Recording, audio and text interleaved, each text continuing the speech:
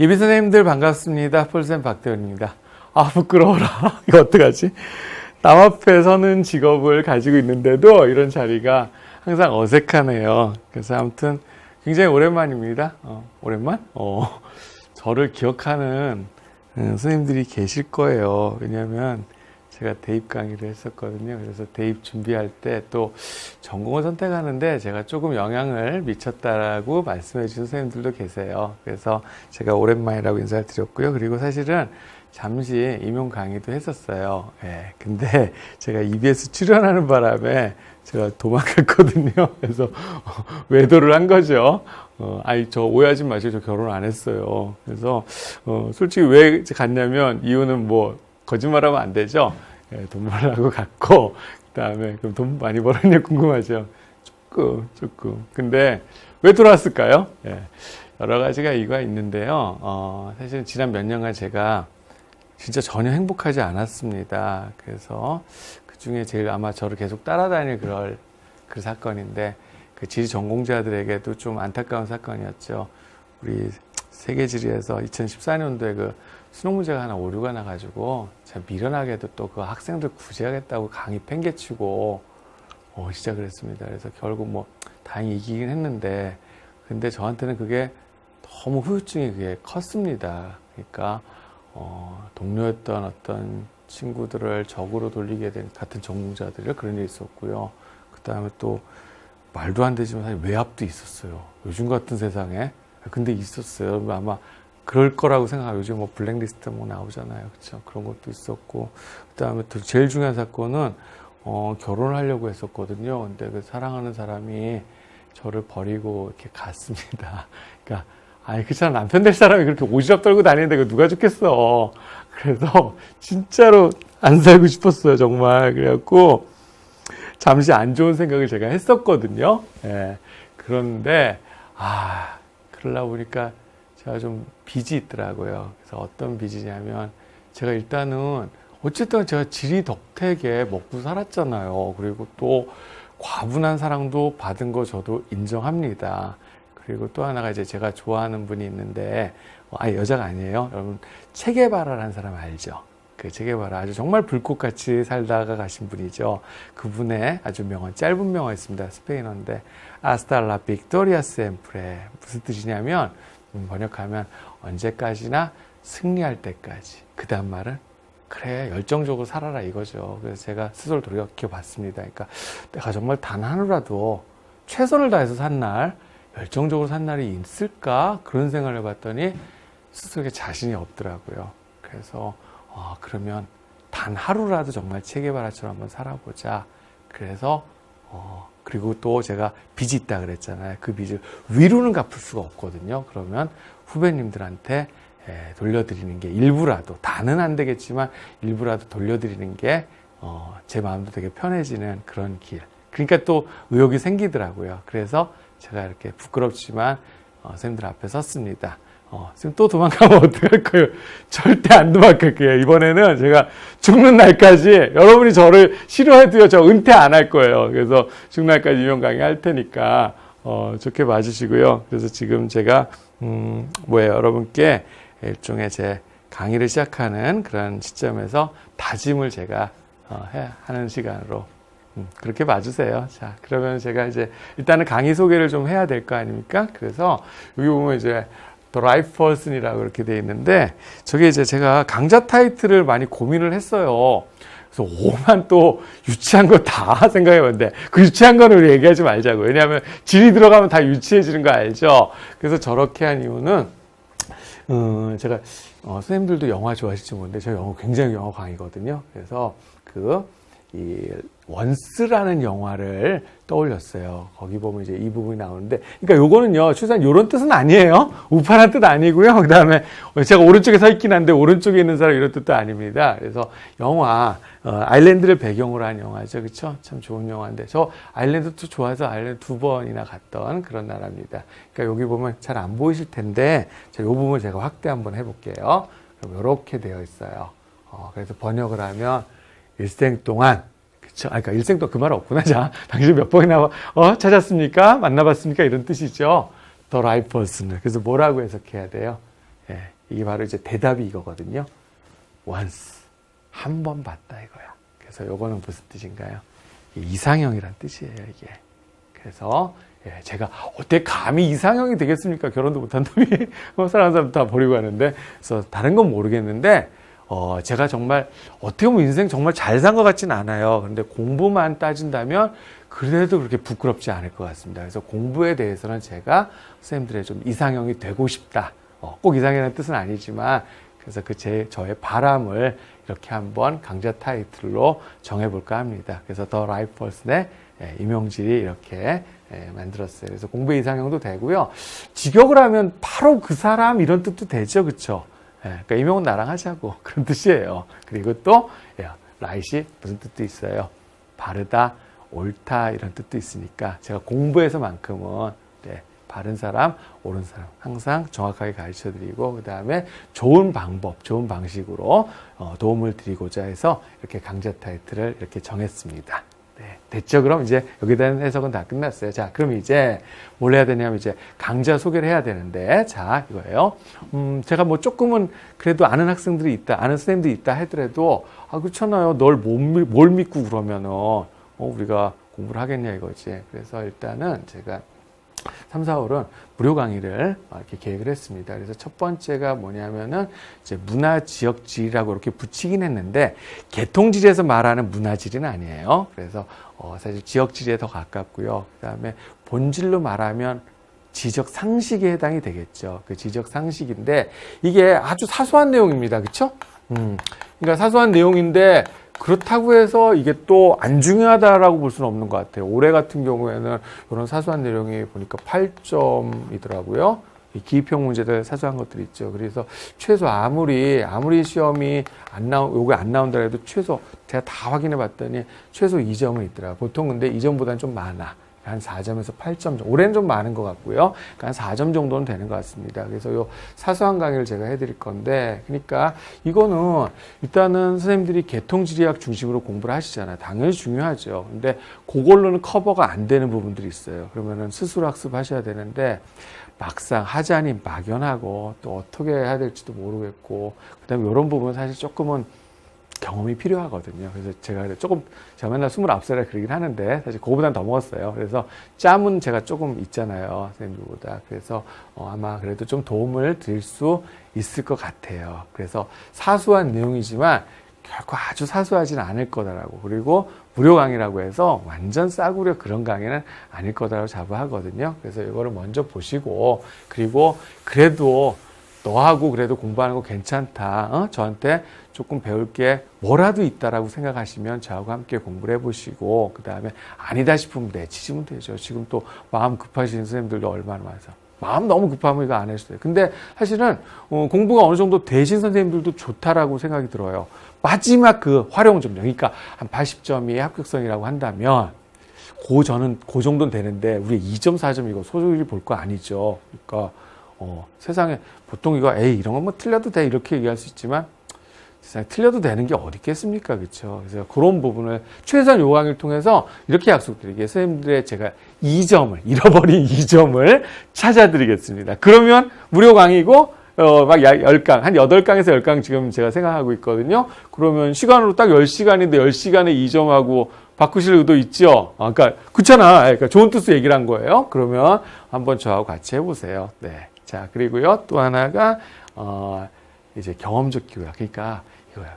공부가 기본이 진짜 중요한데 그거를 너무 소홀히 하시는 선생님들 좀 봤거든요. 그래서 제가 나름 자부해요. 그러니까 저요. 솔직히 말해서 저 이과 출신이에요. 저 자연지 좀 해. 그래서 요걸로 그러니까 맛보기로 제가 조금 보여드리겠습니다. 그래서 요것도 기초 탄탄이야. 이거는 아무래도 우리 초수생 선생님들이 하시면 좋을 것 같습니다. 그리고 또 하나가 요거는 요거 먼저 하는 거 봐서 조금 제가 여력이 되면 그리고 저도 하다 보니까 업되고 신나고 그러면 그러면 또 많이 그러니까 계통지리학 이외의 것도 제가 사실 이거 계통지리학 집어넣어도 상관없습니다.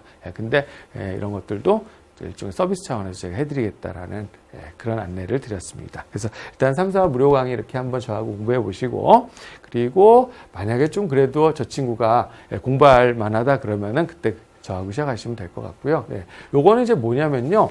그 문화지역 지리를 이렇게 강의할 거예요. 저는 그러니까 어떤 임팩트 있는 한 장의 사진으로 무엇을 설명하는 걸 되게 좋아하거든요. 그래서 사실 그런 책도 지금 쓰고 있어요. 한 장의 사진으로 보는 지리 공부라고 해서 많이 팔릴지 모르겠는데, 나름 그런 책도 제가 많이 썼습니다. 그래서 얘는 우리 우크라이나라는 나라 알죠, 선생님들? 그래서 우크라이나 하면은 보통 이제 구소련 독립국 중에서 슬라브 삼국이라 그래갖고, 슬라브 삼국이 어디예요? 벨라루스, 그 다음에 몰도바, 우크라이나인데 그 중에 제일 큰 나라입니다, 우크라이나가. 그래서 이 슬라브 삼국은 말 그대로 슬라브족이니까 러시아하고 동질적인 그런 나라였습니다. 그런데 보통 이제 우크라이나 하면은 우리가 알려지기를 뭐 김태희가 밭가는 나라 뭐 이런 식으로 많이 알려져요. 틀린 말은 아니에요. 이거 봐도 지금 축구 응원하는 언니인데 되게 예쁘죠. 근데 제가 이 사진을 이제 학생들한테 많이 보여줘요. 그리고 그 다음에 하나를 더 보여드리거든요. 그래서 이 언니도 굉장히 예쁘죠. 그래서 이 언니 별명이 뭐냐면 세상에서 제일 예쁜 현상 수배범이래요. 그래서 이름 되게 길어요. 직업은 원래 우크라이나 검사였어요. 근데 이 여자분이 왜 현상 수배범이 됐냐 이거죠. 그래서 바로 우크라이나 어떤 소위 말해서 뭡니까? 그 역사적인 환경과 관련이 되죠. 그래서 봐요. 우크라이나가 유럽에서 보면은 거의 프랑스하고 비슷한 면적을 가진 굉장히 큰 나라. 러시아 빼면 프랑스, 우크라이나가 제일 큰 나라거든요. 그러면 자, 우크라이나가 유명한 이 오렌지 혁명이라고. 그러니까 원래는 러시아하고 되게 친했거든요. 그리고 러시아 입장에서도 우크라이나를 절대 포기할 수 없는 지역이야. 그러니까 과거에 우리 구소련이라고 하면은 콤비나티 정도는 상식이잖아요. 원료산지하고 동력산지를 결합한 거. 그런데 그 중에 구소련의 콤비나트 중에서 1등 콤비나트가 어디냐면 여기가 이제 드네프르 강이 이렇게 흐르거든요. 그래서 여기 드네프르 강 유역에 이 콤비나트가 1등이야. 그러니까 여기가 도네츠크가 탄전으로 유명합니다. 석탄 엄청 많고요. 그러니까 그 옆에 보면 세계 5대 철광산지라 해서 크리보이로크. 여기를 합친 거예요. 그러니까 러시아 입장에서도 요거 경제적으로 또 여기가 자 여기 흑해죠. 그러면은 체르노즘 토양 아시죠? 흑토지대. 그래서 또 유럽의 프랑스와 더불어 양대 밀생산 곡창 지역입니다. 그런데 우크라이나에서 이 오렌지 혁명이 일어났어요. 그래서 이게 뭐냐면 결국은 자 친러시아 정권 몰아낸 거라고 보시면 됩니다. 그러니까 우크라이나 국민들은 어디랑 친하고 싶냐면 유럽하고 친하게 싶거든. 그래서 이 오렌지 혁명이라는 게 결국은 우크라이나가 친서방 정책으로 돌아선 그런 계기예요. 친서방 정책. 됐나요? 그런데 문제는 자 우크라이나 어떤 민족 구성입니다. 그래서 우크라이나 사람들이 대략 한 60% 정도 돼요. 그리고 러시아 계통의 사람들이 한 30% 됩니다. 같은 넓게 보면 범슬라브족이 되겠지만 그리고 타타르족이라 그래서 타타르는 중앙아시아 계통의 인종인데 오페라 투란도트 왜냐면 분명히 안 봤을 것 같아가지고 투란도트 보면은 공주는 잠 못 이루고 그지 유명한 푸치니 오페라 아닙니까 그죠? 그래서 거기 보면 그 타타르 왕자가 부르는 거잖아 그게. 그래서 타타르인이 한 10% 정도 돼요. 근데 이 우크라이나 계통의 사람들은 어디야 여기 노란색으로 표현돼 이쪽 키예프 중심으로 서쪽 지역에 많이 살고요. 그 다음에 러시아 계통은 이렇게 드네프르강 따라서 남동 쪽에 많이 거주해요. 근데 문제는 우크라이나 전체 경제에서 차지한 비중은 여기가 자 이쪽이 인구가 32라고 했잖아요. 근데 그거를 넘어서요. 그러니까 이쪽에 워낙 유명한 드네프르 콤비나트 지역 있죠. 드네프르 콤비나트 지역이고 그 다음에 체르노빌 원전 사고도 이쪽에서 난 거예요. 그래서 이 토양이 흑토지대 아닙니까? 그러니까 밀생산 또 곡창 지역이야. 곡창 지역.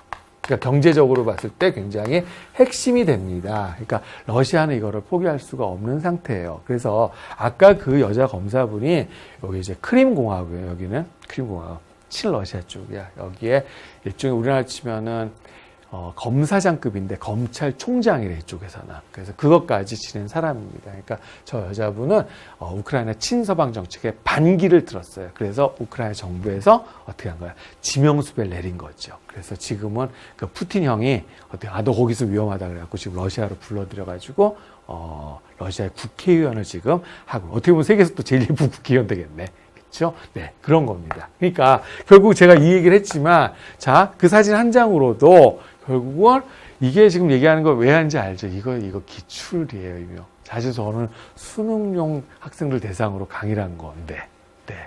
그러니까 공부를 하는 게 항상 어려운 것만 있는 건 아니다라는 그런 말씀을 드리고 싶어서 제가 그 문화지역지리 파트라는 게 이런 형태의 강의가 될 거라는 그런 말씀을 드리고 싶어요. 그래서 여기 근데 이거를 보니까요, 나는 되게 쉽다라고 생각을 했는데 제가 그래도 직접 이용 강의를 하진 않았어도 제가 조금 이렇게 원포인트 레슨 해주는 후배 선생님들 계셨거든요. 근데 심지어는 합격했는데도 이 문제 다 틀렸더라고.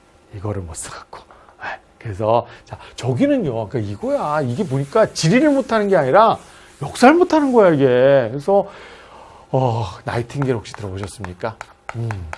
자, 러시아가요. 항상 러시아는 추운 지역이니까 팽창 노선 중에서 남하 정책을 하잖아요. 그래서 19세기에 영국하고 여기서 대판 붙었잖아요. 크림반도에서. 그게 바로 크림 전쟁인데 러시아가 박살나요. 그래서 전쟁 배상금으로 알래스카를 결국 미국에 넘기잖아요. 당시 돈 얼마였지 이게? 720만 달러인가 그래. 그래서 미국에서는 참 그걸 또 세계에서 제일 비싼 냉장고 샀다고 해서 스워드라는 당시에 국무장관인데 미국에서는 병신 같은 짓 하면은 스워드라고 불러요. 그 죽은 사람 스워드 국무장은 죽었겠지만 되게 억울하겠죠. 그렇죠? 그래서 알래스카가 미국으로 넘어가는 계기가 이것 때문이에요. 그리고 또 2차 대전 때 굉장히 또 격전 지역이기도 했고 러시아는 절대 크림반도를 포기 못합니다. 그러니까 결국은 개입을 하게 되는 거죠. 네, 그래서 이게 바로 우크라이나하고 러시아하고 어떤 갈등을 보여주는 그런 대표적인 사례라고 생각을 해서 제가 한번 소개를 해봤습니다. 그래서 이런 것들은 개통지리학 시간에는 조금은 어려운 것 같아요. 그래서 따로 시간을 내서 하자니 또 뭐가 나올지 그거는 그런 부분은 그래도 제가 조금은 감이 있는 것 같습니다. 그래서 선생님들께 조금은 제가 도와드릴 수 있을 거라고 생각해서 그런 강의를 준비를 한 거예요. 네, 그 정도면 되지 않을까요? 네, 그리고 그러면은 그냥 하나만 더 소개하면 그래요. 그 도네츠크라는 데가 그래서 돈이 되게 많아요. 근데 여기는 이게 이제 여자 선생님도 죄송합니다. 남자 선생님도 알 거야.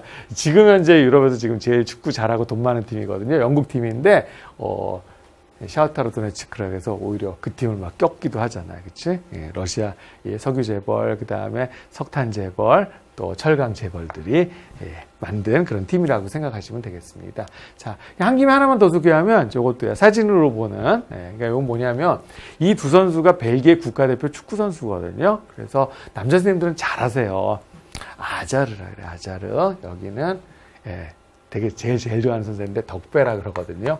그래서 이 이름은 원래 케빈 데브라이너인데 우리나라에서 그냥 덕배로 알려졌어요. 굉장히 좀 게르만족 얼굴이긴 한데 정감이 가게 생겼죠, 그죠? 스마트하게 생기진 않았습니다. 그래서 둘이 벨기에 국가대표 선수인데 둘이 지금 대화를 것 같죠, 그죠? 근데 어떤 나라 말로 하냐 이거예요. 답은 영어예요, 영어. 왜요?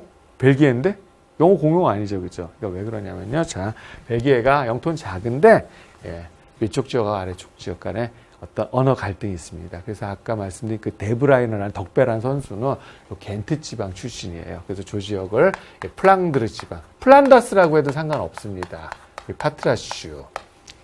그 동화 기억나죠? 그 다음에 아래쪽을 왈롱 지방이라 그래요. 왈롱. 그러니까 자, 그 앞에 선수가 요 선수 왼쪽 선수가 에당 아자르거든요. 이름 자체가 딱 불어 같은 느낌이 들죠. 그 다음에 케빈 데브라이너.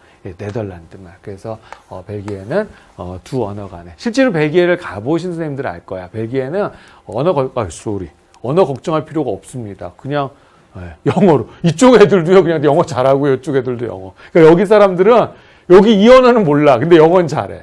플랑드 사람도 불어는 못하는데 영어는 잘해. 그런 나라고 보시면 돼요. 그래서 아마 문화지역주의 내용들이 일단은 가볍게 건드리는데 근데 그것이 어찌 보면 2점, 4점 이거를 의외로 갖다 줄 수 있는 그런 강의다라고 말씀드렸습니다. 그래서 제가 제일 먼저 그 강의로 시작을 하겠습니다. 자, 그리고 아까 그 무료 강의들이 이제 끝나면요. 제가 5월부터 강의를 시작하는데 좀 늦었잖아요. 그렇죠? 그래서 참 많이 고민했어요.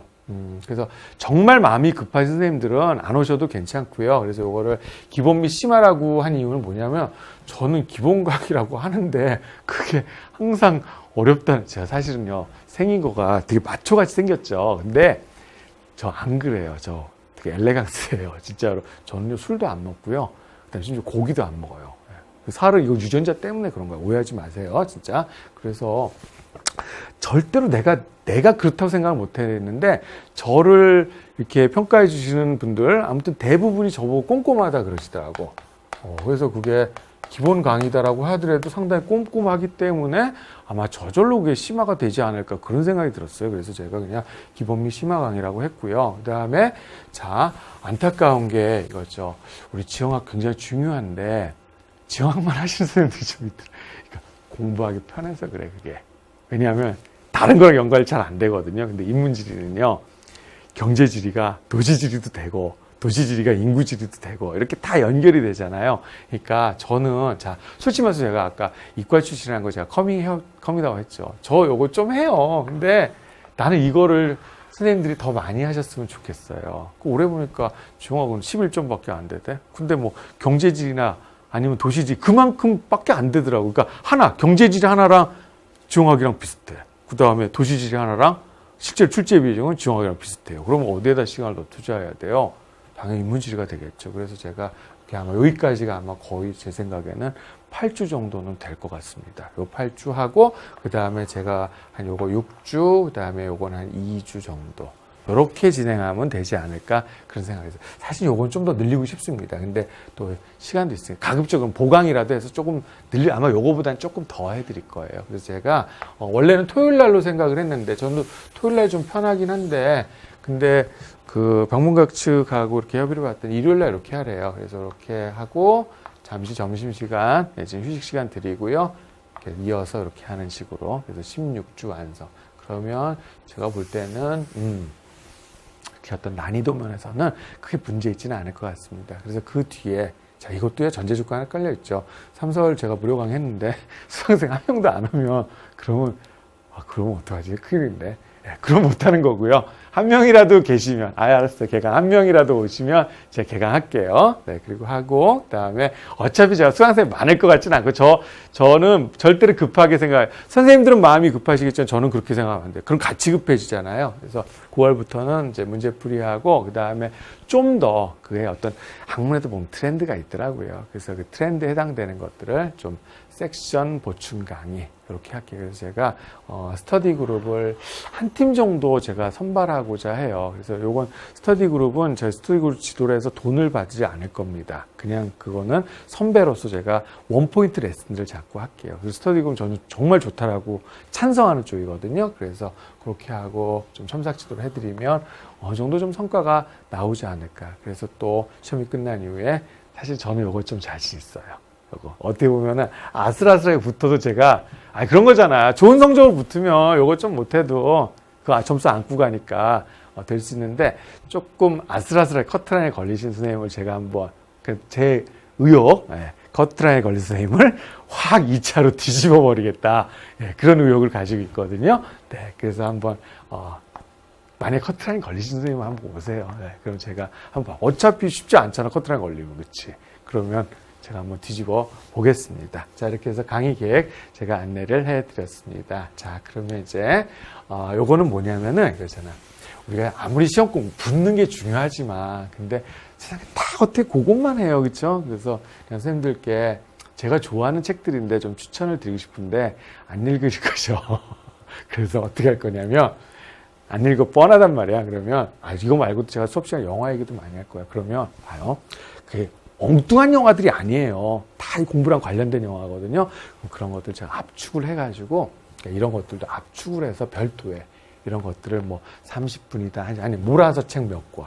그래서 뭐 30분 뭐 한 강, 두 강 그렇게 해서 강의를 제가 이렇게 여기서 우리가 조금 캐치 잡아내야 되는 건 무엇인가 그런 것들을 하려고. 저는 정말 선생님들한테 요 책 하나 강추하고 싶어요.